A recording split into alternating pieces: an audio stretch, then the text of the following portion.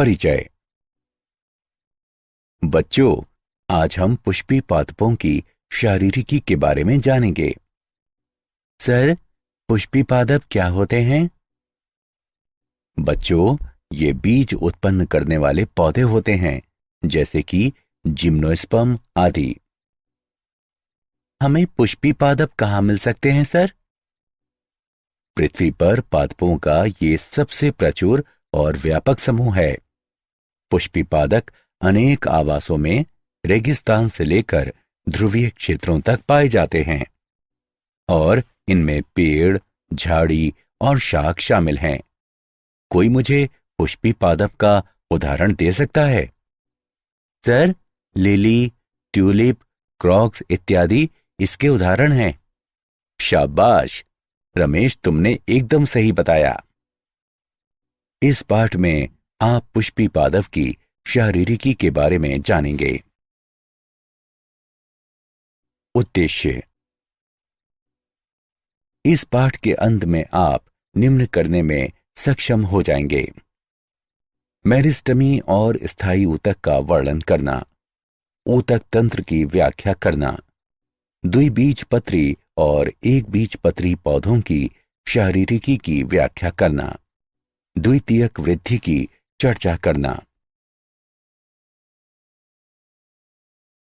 ऊतक।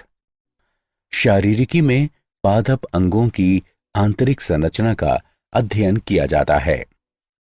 एक समान उद्भव और कार्य वाली समान या असमान कोशिकाओं का समूह ऊतक कहलाता है।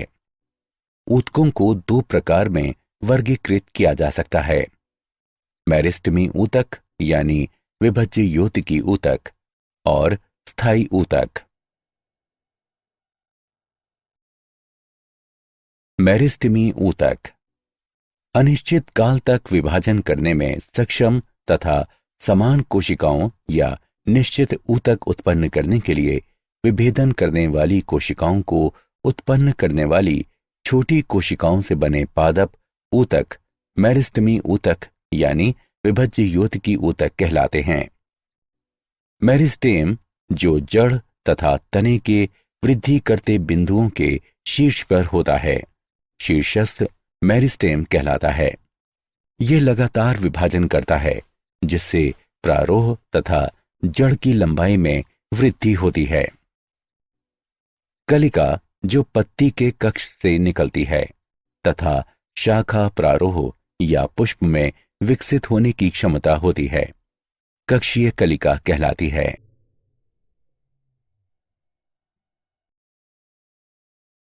मेरिस्टेमी ऊतक। अंतर्वेशी मेरिस्टम। यह शीर्षस्थ मेरिस्टेम से अलग उपस्थित होता है। ये पर्व के आधार पर उपस्थित होता है। उदाहरण के लिए घास और गेहूं में या पत्ती के आधार पर। प्राथमिक मेरिस्टेम। मेरिस्टेमी कोशिकाएं जो प्रोमेरिस्टेम से उत्पन्न होती हैं, प्राथमिक मेरिस्टेम हैं। शीर्ष मेरिस्टेम और अंतर्वेशी मेरिस्टेम दोनों प्राथमिक मेरिस्टेम हैं। द्वितीयक मेरिस्टेम या पार्श्वीय मेरिस्टेम। ये प्राथमिक स्थायी ऊतक से विकसित मेरिस्टेम हैं। ये किसी अंग के निर्माण की शुरुआत से उपस्थित नहीं होते हैं, बल्कि बाद में विकसित होते हैं और द्वितीयक स्थायी ऊतक बनाते हैं। उदाहरण के लिए जड़ों के कैम्बियम।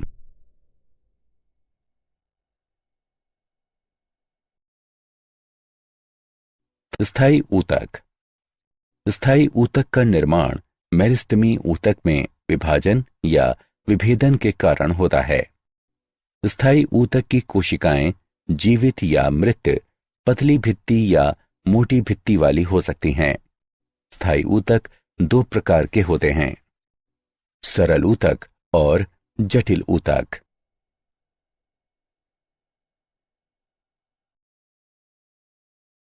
साधारण ऊतक। सरल ऊतक प्रकृति में सजातीय होते हैं और संरचनात्मक तथा कार्यात्मक रूप से समान कोशिकाओं के बने होते हैं। ये तीन प्रकार के होते हैं: पैरेन्काइमा, कॉलेन्काइमा और स्क्लेरेन्काइमा। पेरेन्काइमा। पेरेन्काइमा की कोशिकाएं जीवित मोटी भित्ति वाली होती हैं। इनमें स्पष्ट केंद्रक होते हैं। कोशिका भित्ति सेल्यूलोज, हेमीसेल्यूलोज और पेक्टिक पदार्थों की बनी होती है। कोशिकाओं में थोड़ा या ज्यादा अंतराकोशिकीय अवकाश होता है। कोशिकाएं प्रायः समव्यासी होती हैं, लेकिन लंबाकार, गोलाकार और बहुभुजीय भी हो सकती हैं।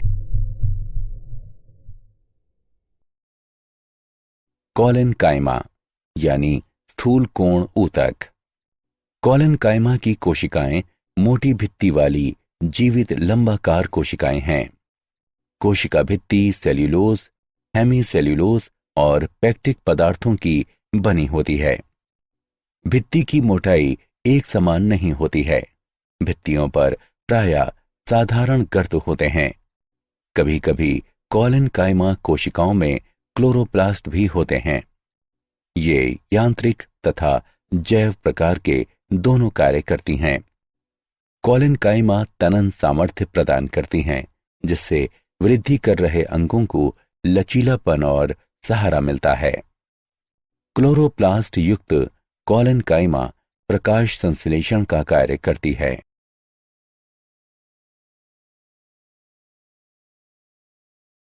स्क्लेरेन्काइमा यानी दृढ़ ऊतक।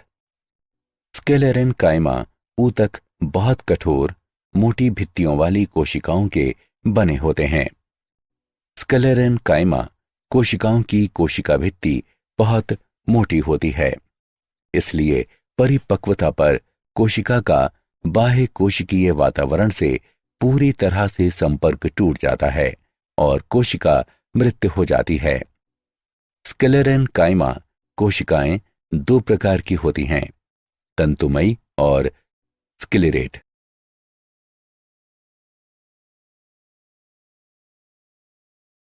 स्क्लेरेन्काइमा के प्रकार। तंतुमयी कोशिकाएं लंबी, संकीर्ण होती हैं तथा दोनों सिरों पर नुकीली एवं लिग्नीभूत मोटी भित्ति होती है। कोशिका भित्ति में साधारण या परिवेशित गर्त होते हैं। स्क्लेरेट कोशिकाएं आकार में अनियमित होती हैं। कोशिका भित्ति मोटी, कठोर और लिग्नीभूत होती हैं, जो गुहिका को बहुत छोटा कर देती है।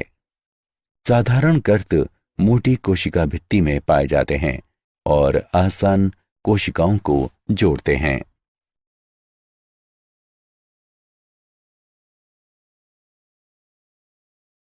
जटिल ऊतक। जटिल ऊतक सजीव एवं निर्जीव कोशिकाओं के बने होते हैं, जो अलग अलग कार्य करती हैं। जटिल ऊतक एकल इकाई के रूप में कार्य करते हैं। जटिल ऊतक संवहन ऊतक भी कहलाते हैं। जटिल ऊतक दो प्रकार के होते हैं, जाइलम और फ्लोएम।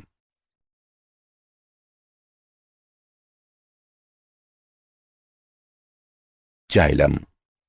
जाइलम एक संवहन ऊतक है जो जड़ों से जल तथा पोषक पदार्थों को प्रारोह एवं पत्तियों तक पहुंचाते हैं। जाइलम एक चालन ऊतक है और 4 विभिन्न प्रकार के तत्वों का बना होता है। वाहिनिकाएं, वाहिकाएं, जाइलम तंतु और जाइलम पेरेन्काइमा।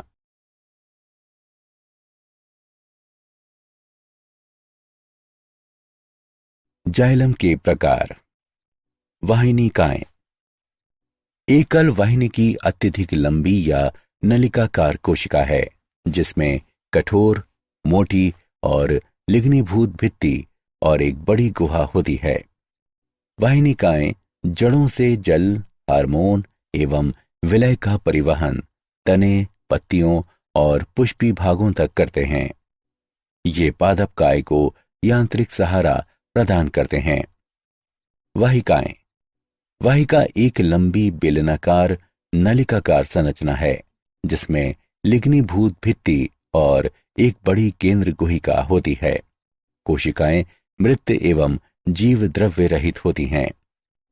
छिद्रण प्लेटों की उपस्थिति के कारण ये वाहिनिकाएं की तुलना में जल और खनिज पदार्थों का परिवहन अधिक दक्षता से करती हैं। ये पादपकाय को यांत्रिक सहारा भी प्रदान करती हैं।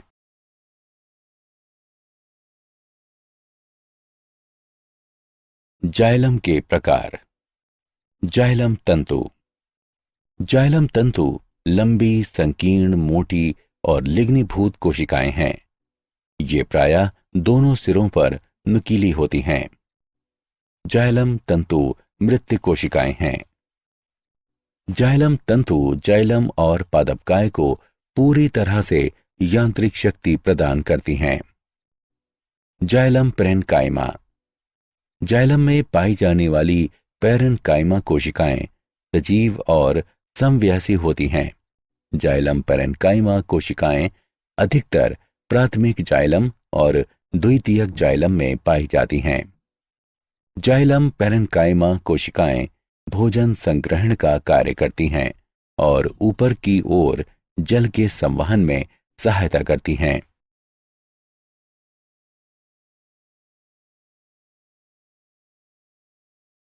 प्राथमिक जाइलम। जड़ और प्रारोह शीर्ष के प्रोकैम्बियम से प्राथमिक वृद्धि के दौरान निर्मित जाइलम प्राथमिक जाइलम कहलाता है। सबसे पहले बनने वाले प्राथमिक जाइलम को प्रोटोजाइलम यानी आदि दारू कहते हैं और ये विकृत हो जाता है क्योंकि आसपास के ऊतक लंबे हो जाते हैं। जाइलम जो अंत में निर्मित होता है मेटाजाइलम कहलाता है।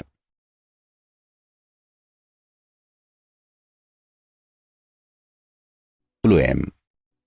फ्लोएम भी जाइलम के समान संवहन ऊतक है जो कार्बनिक पदार्थों के संवहन के लिए जिम्मेदार है। प्रोकैम्बियम से निर्मित फ्लोएम प्राथमिक फ्लोएम कहलाता है और जो संवहन कैम्बियम से बनता है द्वितीयक फ्लोएम कहलाता है। फ्लोएम 4 तत्वों का बना होता है: चालनी नलिका तत्व, सहचर कोशिकाएं, फ्लोएम पैरेन्काइमा और फ्लोएम तंतु।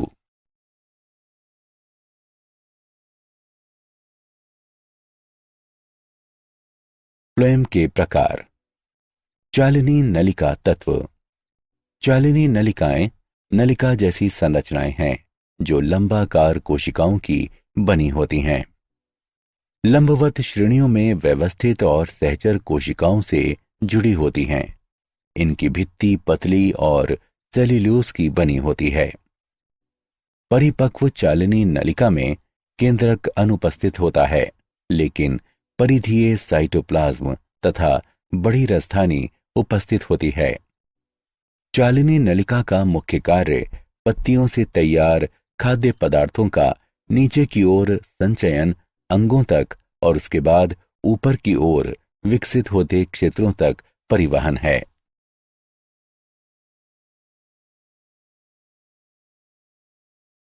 फ्लोएम के प्रकार। सहचर कोशिकाएं। सहचर कोशिकाएं विशिष्ट पैरेन्काइमी कोशिकाएं हैं। सघन साइटोप्लाज्म और सुस्पष्ट केंद्रक इनकी विशेषता है और ये एंजियोस्पर्म के फ्लोएम में निकटवर्ती चालनी नलिका तत्व के साथ सटी रहती हैं। Phloem parenchyma. फ्लोएम पैरेन्काइमा कोशिकाएं सजीव पैरेन्काइमी कोशिकाएं हैं जो आकार में बेलनाकार, उपगोलाकार या बहुफलकीय हो सकती हैं। कोशिकाओं में सघन साइटोप्लाज्म और केंद्रक होता है तथा कोशिका भित्ति सेल्यूलोज की बनी होती है। फ्लोएम तंतु। फ्लोएम तंतु अत्यधिक लंबे, अशाखित तथा नुकीले होते हैं। इनके सिरे सुई की तरह होते हैं।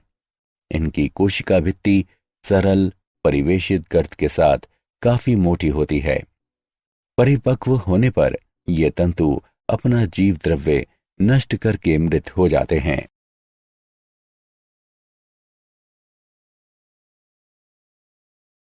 ऊतक तंत्र। ऊतक तंत्र की निम्नलिखित 3 श्रेणियों को स्पष्ट रूप से पहचाना जा सकता है: बाह्य त्वचीय ऊतक तंत्र, भरण या मौलिक ऊतक तंत्र, संवहनी ऊतक तंत्र। बाह्य त्वचीय ऊतक तंत्र। बाह्य त्वचा पादपकाय का सबसे बाहरी आवरण है जो बाह्य वातावरण के सीधे संपर्क में होता है। ये लंबी एक दूसरे से सटी कोशिकाओं का बना होता है जो बिना किसी अंतराकोशिकीय अवकाश के एक अखंड सतह बनाती हैं। बाह्य त्वचा की बाहरी भित्ति मोटी होती है और प्रायः बाह्य त्वचीय कोशिकाओं में स्रावित किए जाने वाले मोमीय पदार्थ के निक्षेपण द्वारा निर्मित क्यूटिकल द्वारा ढकी होती हैं। मरुदीभद पौधों में म्यूटिकल सबसे मोटी होती है।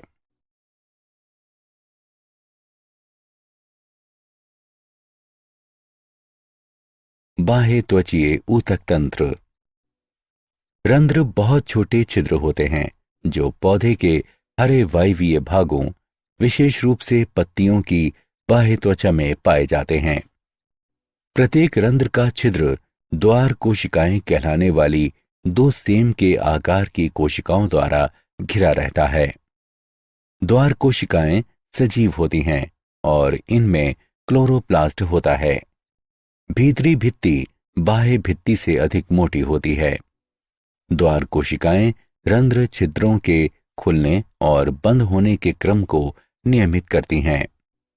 अधिकतर पौधों की बाह्य त्वचा में त्वचा रोम या रोम कहलाने वाली अतिवृद्धियां होती हैं जो अपने आकार, संरचना और कार्य में स्पष्ट रूप से भिन्न होती हैं। त्वचा रोम अत्यधिक जल की हानि को रोकते हैं। त्वचा रोम बीजों एवं फलों के संरक्षण प्राकीर्णन में सहायता करते हैं। जड़ों की बाह्य त्वचा में मूल रोम विशिष्ट क्षेत्र मूल रोम क्षेत्र में होते हैं।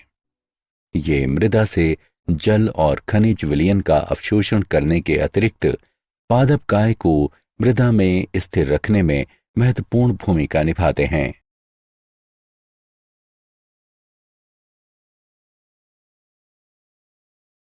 भरण ऊतक तंत्र।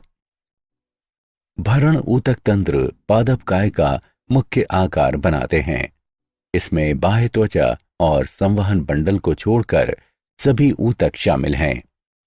इस ऊतक तंत्र का प्राथमिक कार्य खाद्य पदार्थों का संग्रहण और निर्माण है। एक बीजपत्री तने में भरण ऊतक वलकुट, परिरंभ और पित्त में विभेदित नहीं होता है। द्विबीजपत्री तने, द्विबीजपत्री जड़ों और एक बीजपत्री जड़ों में भरण ऊतक वलकुट, परिरंभ और मज्जा या पित्त का बना होता है।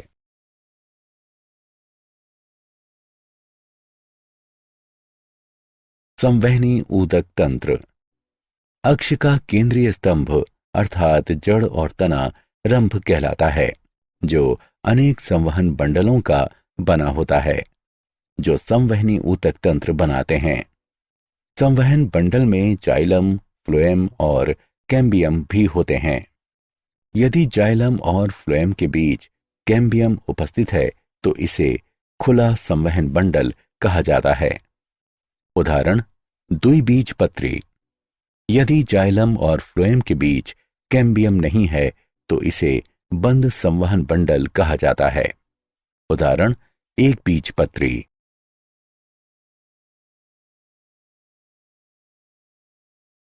संवहनी ऊतक तंत्र।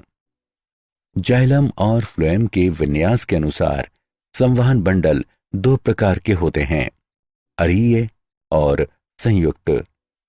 जब जाइलम और फ्लोएम एकांतर तरीके से भिन्न त्रिज्या पर व्यवस्थित होते हैं तब ऐसे संवहन बंडलों को अरीय कहते हैं।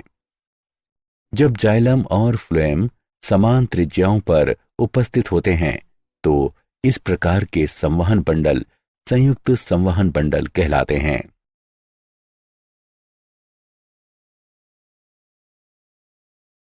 द्विबीजपत्री तथा एक बीजपत्री पौधों की शारीरिकी। द्विबीजपत्री मूल, बाह्य त्वचा, ये सबसे बाहरी परत है। वलकुट, इसमें पतली भित्ति वाली पैरेनकाइमी कोशिकाओं के कई परतें होती हैं। इनके बीच में अत्यधिक अंतराकोशिकीय स्थान होता है। अंतस्त्वचा, वल्कुट की सबसे भीतरी परत अंतस्त्वचा है, जो पूरी तरह से रंध्र द्वारा घिरी होती है। अंतस्त्वचा की कोशिकाओं में कैसपेरी पट्टियां कहलाने वाला विशिष्ट स्थूलन होता है। परिरंभ, ये मोटी भित्ति वाली पैरेन्काइमी कोशिकाओं की बनी होती है। संवहन बंडल, ये सदैव एक घेरे में व्यवस्थित और अरिये होते हैं, अर्थात जाइलम और फ्लोएम भिन्न त्रिज्याओं पर स्थित होते हैं। प्रोटोजाइलम सदैव केंद्र से दूर और मेटाजाइलम केंद्र की ओर स्थित होते हैं। जाइलम की इस दशा को बाह्य आदिदारुक कहते हैं। कंजंक्टिव ऊतक, जाइलम और फ्लोएम बंडलों के बीच स्थित पैरेन्काइमा कंजंक्टिव ऊतक बनाती है। पिथ, ये जड़ के केंद्र में एक छोटा क्षेत्र घेरता है और पैरेन्काइमी कोशिकाओं का बना होता है।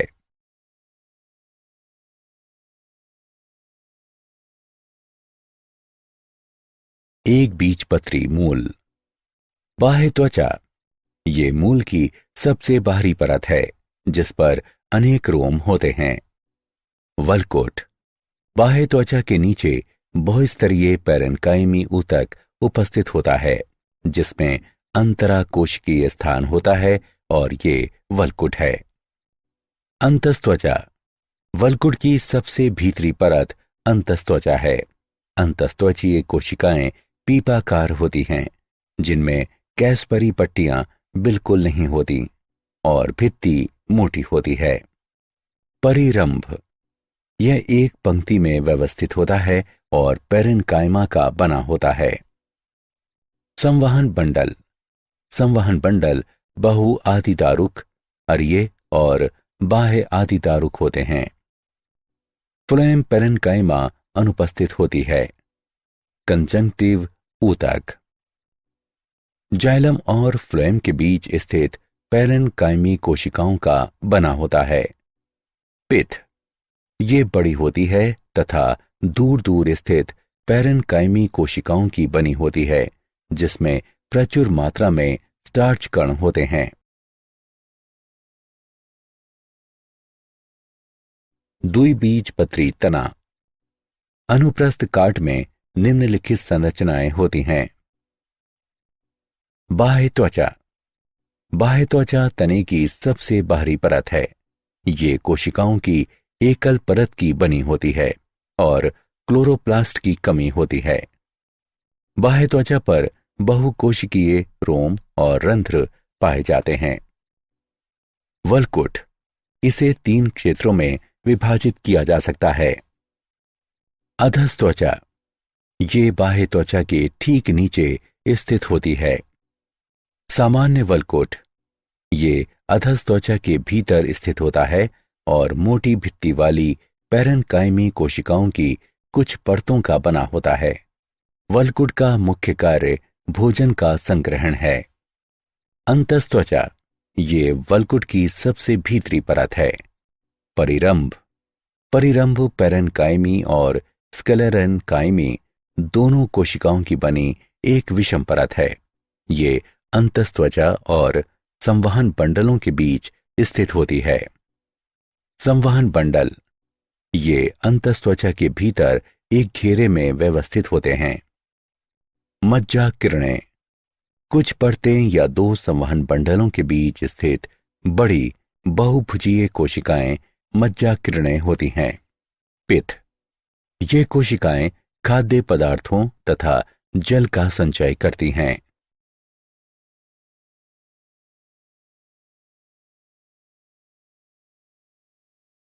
एक बीजपत्री तना, बाह्य त्वचा, यह मोटी क्यूटिकल वाली सबसे बाहरी एकल परत है। बहुकोशिकीय रोम अनुपस्थित होते हैं। अधस्त्वचा, ये स्क्लेरेन्काइमी कोशिकाओं की बनी होती है।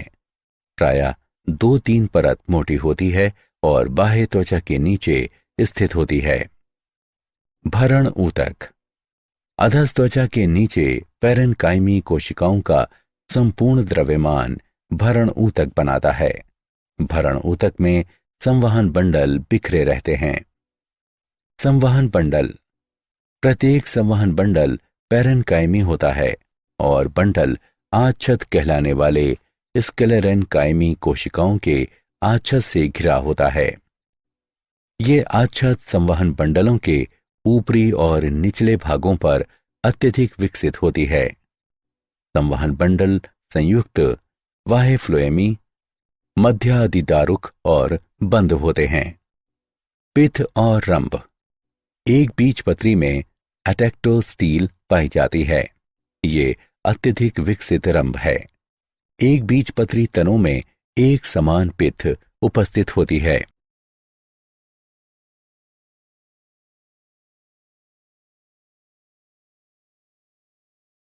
पृष्ठाधार। द्विबीजपत्री पत्ती। ऊपरी बाह्य त्वचा। ये एक दूसरे से जुड़ी एक समान स्तरीय पैरेन्काइमेटी कोशिकाओं की बनी सबसे बाहरी परत है। कोशिकाओं की बाहरी भित्ति पर क्यूटिकल होती है। रंध्र और क्लोरोप्लास्ट नहीं होते हैं। निचली बाह्य त्वचा। ये पतली क्यूटिकल वाली पैरेन्काइमेटी कोशिकाओं की एक एकल परत है और इनमें अनेक रंध्र होते हैं।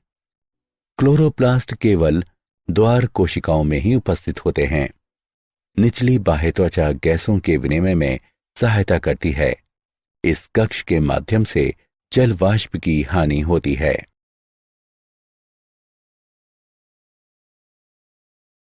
पृष्ठाधार पत्ती यानी द्विबीजपत्री।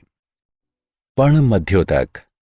ऊपरी और निचली बाह्य त्वचा के बीच स्थित ऊतक पर्ण मध्योतक कहलाते हैं। ये दो क्षेत्रों में विभाजित हैं। खंभ ऊतक। कोशिकाएं लंबी होती हैं और ऊपरी बाह्य त्वचा के साथ 90 अंश का कोण बनाती हैं। इनमें क्लोरोप्लास्ट भी होता है। कोशिकाओं में अंतराकोशिकीय अवकाश नहीं होता है और वे प्रकाश संश्लेषण में भाग लेती हैं। Spongy parenchyma. ये खंभ ऊतक के नीचे पाई जाती हैं। स्पंजी पैरेन्काइमा की कोशिकाएं लगभग गोलाकार या अंडाकार होती हैं तथा अनियमित क्रम में व्यवस्थित होती हैं। कोशिकाओं में क्लोरोप्लास्ट और अंतराकोशिकीय अवकाश भी होता है। अंतराकोशिकीय अवकाश गैसों के विसरण में सहायता करता है। संवहन बंडल। संवहन बंडल बाह्य फ्लोएमी और बंद होते हैं। ये स्पंजी पैरेन्काइमा में बिखरे रहते हैं। मध्य शिरा के संवहन बंडल सबसे बड़े होते हैं। प्रत्येक संवहन बंडल के चारों ओर पैरेन्काइमी कोशिकाओं को एक आच्छद उपस्थित होता है जो बंडल आच्छद कहलाता है। समद्विपार्श्व एक बीजपत्री पत्ती। बाह्य त्वचा। ऊपरी और निचली बाह्य त्वचा पैरेन्काइमी कोशिकाओं की बनी होती है। बाह्य त्वचा की कोशिकाओं में क्लोरोप्लास्ट नहीं होता है। ऊपरी और निचली बाह्य त्वचा दोनों पर रंध्र उपस्थित होते हैं। द्वार कोशिकाएं बाह्य त्वचीय कोशिकाएं हैं जिनमें क्लोरोप्लास्ट होता है। ऊपरी बाह्य त्वचा में कुछ बड़ी कोशिकाएं समूहों में पाई जाती हैं जो आवर्त कोशिकाएं कहलाती हैं। पर्ण मध्योतक। पर्ण मध्योतक खंभ और स्पंजी पैरेन्काइमा में विभेदित नहीं होता है। ये कोशिकाएं लगभग गोलाकार होती हैं और छोटे अंतराकोशिकीय अवकाश को घेरती हैं तथा अनियमित ढंग से व्यवस्थित होती हैं। इन कोशिकाओं में क्लोरोप्लास्ट होता है। संवहन बंडल। कुछ संवहन बंडल छोटे और कुछ बड़े होते हैं। प्रत्येक संवहन बंडल के चारों ओर पैरेन्काइमी कोशिकाओं की आच्छद उपस्थित होती है। संवहन बंडल संयुक्त बाह्य फ्लोएमी और बंद होते हैं।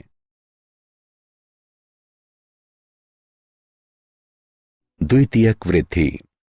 सक्रियता या पार्श्वीय मेरिस्टेम से द्वितीय ऊतक के निर्माण द्वारा पौधे के अक्ष की परिधि में होने वाली वृद्धि द्वितीयक वृद्धि है। द्वितीयक ऊतक दो प्रकार के होते हैं, संवहन कैम्बियम और कार्क कैम्बियम।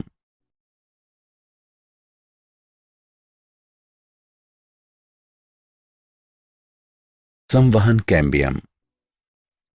संवहन कैम्बियम एक पार्श्वीय मेरिस्टेम है जो द्वितीयक ऊतक बनाता है और जाइलम एवं फ्लोएम के बीच स्थित होता है। कैम्बियमी छल्ले का बनना। द्विबीजपत्री तने में संवहन बंडल संयुक्त बहिफ्लोएमी और खुले होते हैं और एक छल्ले में व्यवस्थित होते हैं। संवहन बंडलों में जाइलम और फ्लोएम के बीच उपस्थित कैम्बियम पूलीय या अंतःपूलीय कैम्बियम कहलाता है। मज्जा किरणों की कुछ कोशिकाएं मेरिस्टेमी हो जाती हैं और वे अंतरापूलीय कैम्बियम कहलाती हैं। ये दोनों कैम्बियम एक साथ मिलकर संवहन कैम्बियम या इंट्रास्टेलर कैम्बियम का पूर्ण छल्ला बनाते हैं।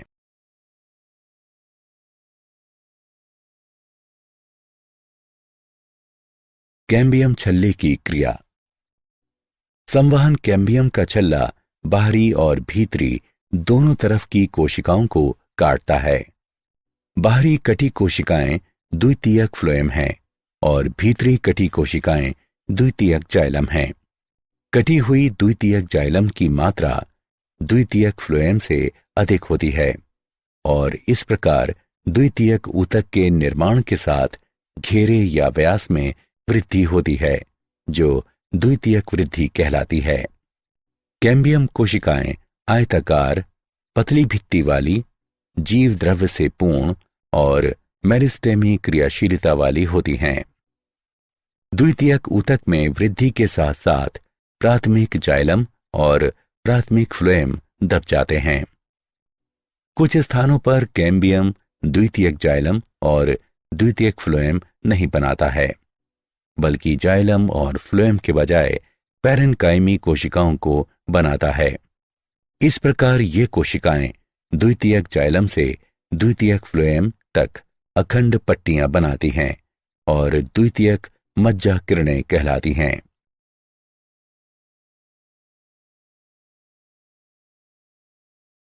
बसंत दारू तथा शरद दारू।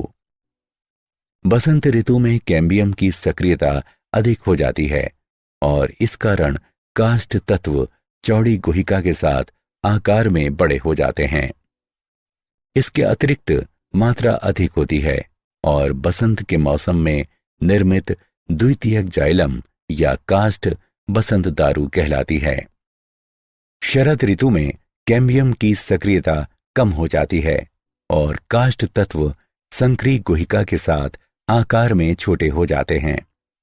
इसके अतिरिक्त ये मात्रा में कम हो जाता है और शरद ऋतु में निर्मित काष्ठ को शरद अथवा पश्च दारू कहते हैं। बसंत दारू और शरद दारू वार्षिक वलय बनाते हैं।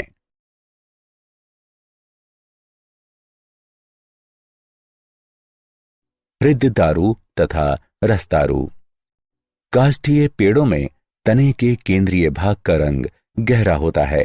ये भाग रेजिन, टेनिन, गोंद के निक्षेपण और टाइलोसिस के निर्माण के कारण कठोर और सख्त हो जाता है। ये केंद्रीय कठोर, सख्त और गहरा भाग हृद्य दारू बनाता है। वाहिकाओं में टाइलोसिस के निर्माण के कारण हृद्य दारू के संवहन कार्य बंद हो जाते हैं और इसलिए हृद्य दारू यांत्रिक रूप से कार्य करती है। हृद्य दारू का उपयोग प्रायः फर्नीचर बनाने में किया जाता है। तने का बाहरी भाग हल्के रंग का और मुलायम होता है जो जल और खनिज पदार्थों का संवहन करता है और ये रस दारू कहलाता है। इस काष्ठ का उपयोग पल्पवुड, टूल हैंडल्स आदि बनाने में किया जाता है।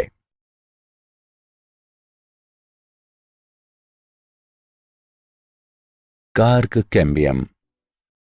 कुछ काष्ठीय पौधों में रंभ के बाहरी भाग में नए ऊतकों के निर्माण द्वारा उनके अक्ष की परिधि में भी वृद्धि होती है। ये नए ऊतक परिचर्म कहलाते हैं। परिचर्म 3 ऊतकों की बनी होती है।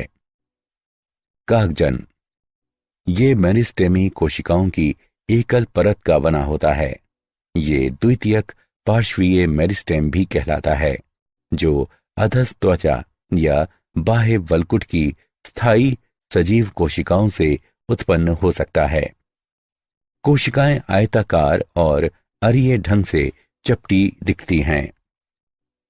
काग, ये कोशिकाएं बाहर की ओर की कागजन कोशिकाओं के स्पर्श रेखीय और परिणतिक विभाजन के परिणाम स्वरूप बनती हैं। ये कोशिकाएं एक दूसरे से सटी रहती हैं और प्रारंभ में इनमें पतली सेल्यूलोज की भित्तियां होती हैं। जब वे परिपक्व हो जाती हैं तो धीरे धीरे सजीव पदार्थ नष्ट हो जाते हैं और कोशिकाएं अरीय, ऊर्ध्वाधर या स्पर्श रेखीय रूप से लंबी हो जाती हैं। सुबेरिन कहलाने वाले वसीय पदार्थ के विकसित होने के कारण कोशिका भित्ति मोटी हो जाती है। सुबेरिन जल के लिए अभेद्य है। काग अस्तर, पतली भित्ति वाली कोशिकाओं की परतें कागजन के अंदर की ओर बढ़कर काग अस्तर बनाती हैं। इस परत की कोशिकाएं सजीव होती हैं और इनमें सेल्यूलोज कोशिका भित्ति होती है। ये द्वितीयक वल्कुट भी कहलाता है। कुछ प्रजातियों की इन कोशिकाओं में क्लोरोप्लास्ट और स्टार्च भी हो सकता है।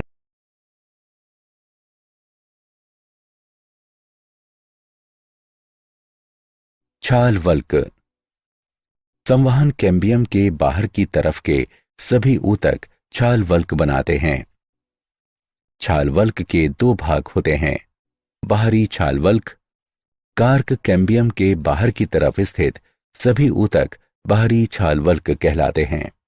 भीतरी छाल वल्क, कार्क कैम्बियम और संवहन कैम्बियम के बीच वाला क्षेत्र भीतरी छाल वल्क कहलाता है।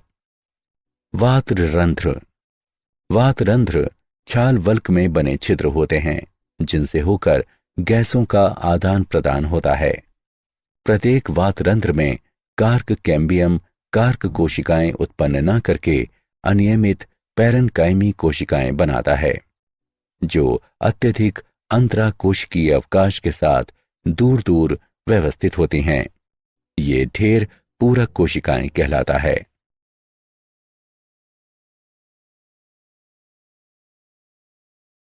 जड़ों में द्वितीयक वृद्धि, पौधों के वृद्धि करते वायवीय भागों को शक्ति प्रदान करने और जल एवं खनिज पदार्थों की जरूरतों को पूरा करने के लिए जड़ों में द्वितीयक वृद्धि महत्वपूर्ण है।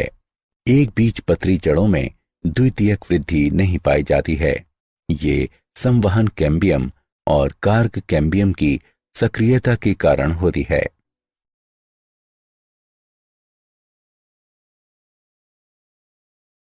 क्या आप जानते हैं, एडल्ट स्टेम सेल डिस्कवरी के लिए नोबेल पुरस्कार।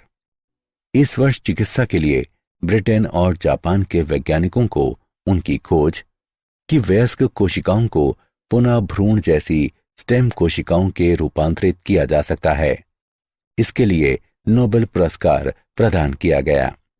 कैम्ब्रिज स्थित गर्डान संस्थान के जॉन गर्डान और क्योटो विश्वविद्यालय की सीनिया यामानाका ने उस ऊतक को बनाने के तरीकों की खोज की जो भ्रूण से कोशिकाओं को एकत्र करने की आवश्यकता के बिना ही भ्रूणीय कोशिकाओं की तरह कार्य करेगा। सारांश, आइए हमने जो कुछ सीखा है उसे संक्षेप में दोहराएं। समान उत्पत्ति और समान कार्य करने वाली समान या असमान कोशिकाओं का समूह ऊतक कहलाता है। ऊतक 2 प्रकार के होते हैं, मेरिस्टेमी और स्थायी। सरल ऊतक प्रकृति में समजातीय होते हैं और संरचनात्मक एवं कार्यात्मक रूप से समान कोशिकाओं के बने होते हैं। सरल ऊतक 3 प्रकार के होते हैं, पैरेन्काइमा, कालेन्काइमा और स्क्लेरेन्काइमा। जटिल ऊतक सजीव और निर्जीव कोशिकाओं के बने होते हैं जो अलग अलग कार्य करते हैं। जटिल ऊतक दो प्रकार के होते हैं, जाइलम और फ्लोएम।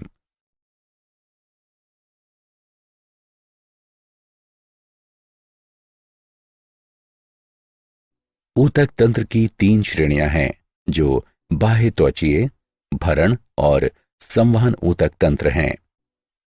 सक्रियता या पार्श्वीय मेरिस्टेम से द्वितीयक ऊतक के निर्माण द्वारा पौधे के अक्ष की परिधि में होने वाली वृद्धि द्वितीयक वृद्धि कहलाती है। बसंत में कैम्बियम की सक्रियता अधिक होती है और शरद ऋतु में कैम्बियम की सक्रियता कम हो जाती है। बसंत दारू और शरद दारू वार्षिक वलय बनाते हैं। संवहन कैम्बियम के बाहर स्थित सभी ऊतक छाल वल्क बनाते हैं।